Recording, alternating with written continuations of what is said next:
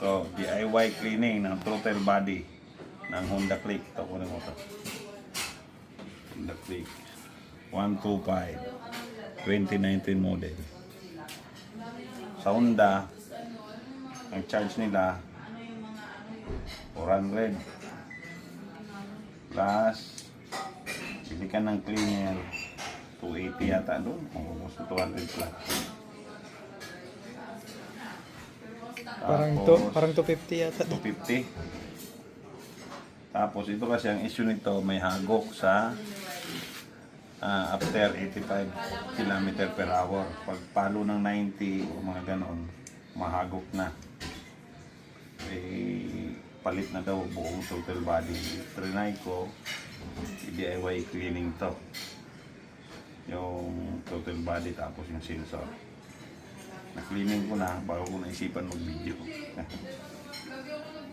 Ayan. Balik natin. Sana ito lang yung problema. Ito, na-cleaning ko na.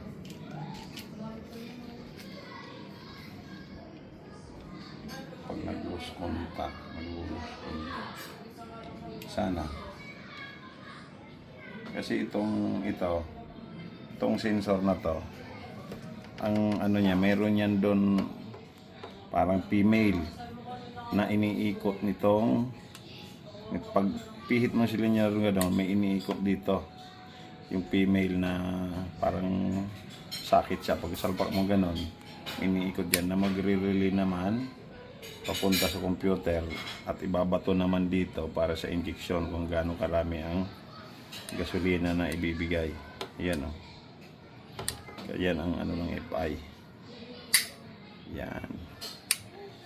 Sana nalinis natin to at wala nang hagok. Okay. Sige, mamaya i-update natin pag ano na gumanda yung takbo. Tayo na to.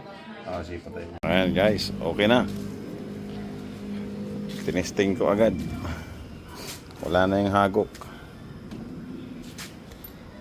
Dati 85 kph umahagok na siya. Kanina nagpalo ko ng 95. Isang quick ano lang, full throttle and 500 meters malo sa 95. Ayos, back to brand new condition na. Ba't talaga pag marunong mag DIY? Kasi doon sa Honda, ang sabi sa akin,